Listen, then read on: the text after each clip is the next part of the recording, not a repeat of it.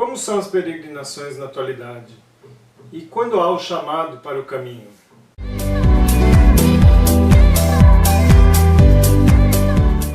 Olá pessoal, eu sou Gracindo Júnior, peregrino. Hoje vamos falar um pouquinho sobre as peregrinações na atualidade e quando há o chamado para o caminho.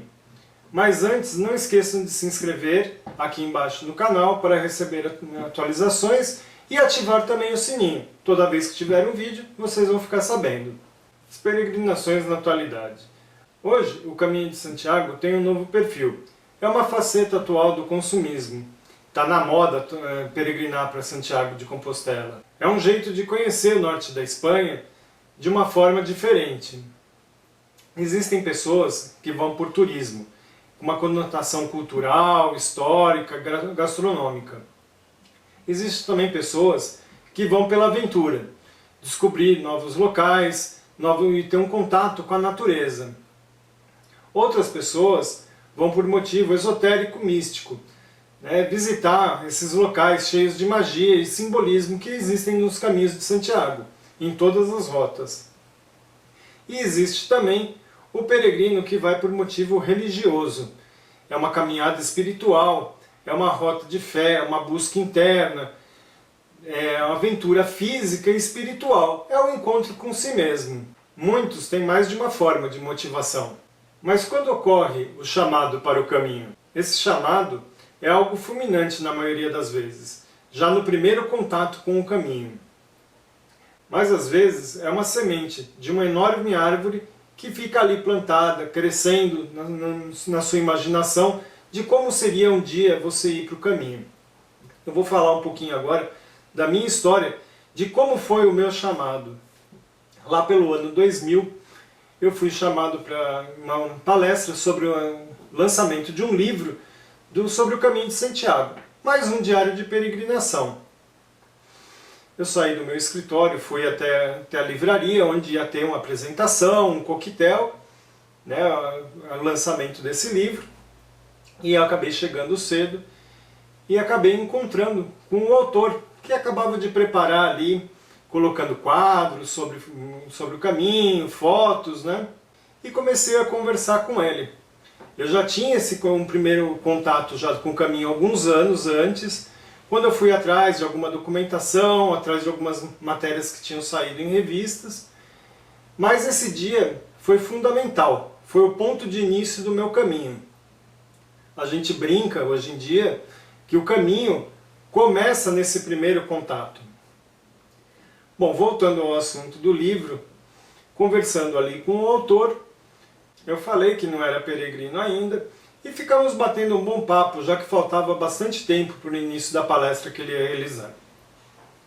E ele falou isso, que meu caminho estava começando naquele momento. Eu achei muito estranho aquilo, porque eu não tinha condições financeiras, de tempo, o meu trabalho exigia muito de mim. Não teria mais de 30 dias de férias, mas mesmo assim ele falou, se você tem vontade, teu caminho começa agora. Tempo você arruma e dinheiro você economiza e consegue ir para o caminho. Aquilo mexeu muito comigo. Fiquei a palestra inteira já me imaginando, fazendo o caminho, vendo naquelas fotos eu caminhando por aquelas trilhas que eu imaginava. Para falar a verdade, aquele chamado, aquele contato com o caminho, aquilo ali meio que me tirou a concentração da palestra. Fiquei com aquilo na cabeça. Quando terminou, a primeira coisa que eu fiz, coloquei o livro embaixo do braço, fui para casa para devorar aquele livro. Conversei com a minha família, falei que eu ia fazer o Caminho de Santiago.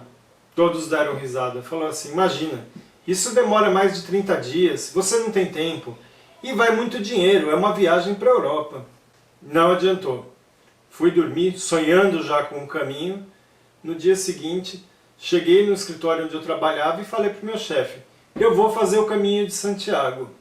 A mesma coisa, são 30 dias de caminhada e você vai gastar um dinheiro absurdo caminhando, ficando na Europa por 30 dias. Não adiantou.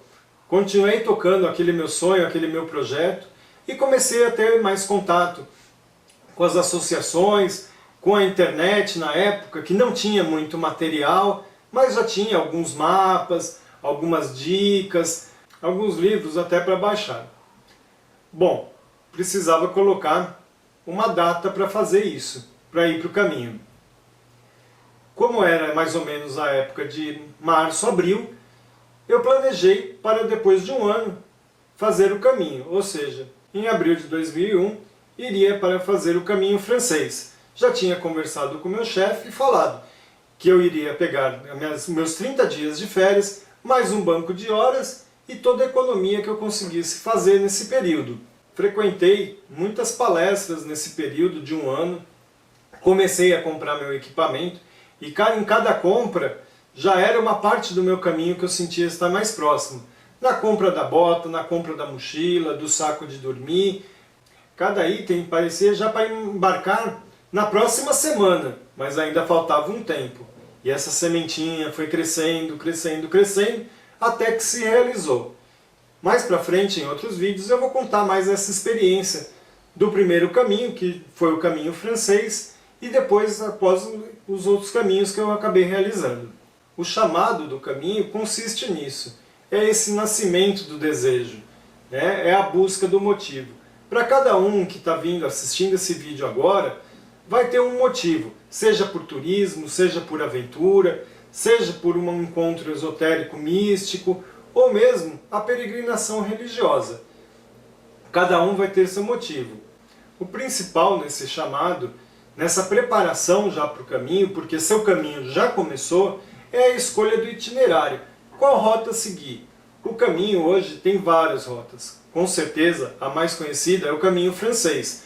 Mas existe o caminho aragonês, o caminho do norte, a Via de la Plata, que começa ao sul da Espanha, perto de Sevilha. E da onde você vai partir? Que cidade você vai partir? Realmente, para nem todas as pessoas vão ter os 30 dias necessários, em média, para se caminhar o caminho francês. Então essas pessoas, muitas vezes, elas escolhem iniciar o caminho em Burgos, que é um pouco mais perto de Santiago, León, ou mesmo em Astorga, ou até percorrer somente os últimos 100 quilômetros, começando em Sarria. E quando ir? Quando o seu coração mandar. É lógico que tem a questão do clima.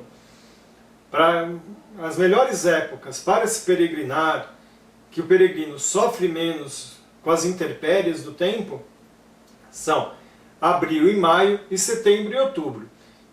Porque em julho e agosto, mês de férias na Europa, a temperatura é muito alta. Para quem escolhe fazer a Rota da Prata, a Via de la Plata, as temperaturas podem facilmente subir acima de 40 graus. E mesmo no caminho francês, mesmo estando ao norte da Espanha, as temperaturas sempre são muito altas, principalmente no trecho entre Burgos e León, que são as mesetas. Bom, por hoje é isso, pessoal. Não deixem de colocar os seus comentários abaixo do vídeo e colocar se curtiram ou não. E buen camino!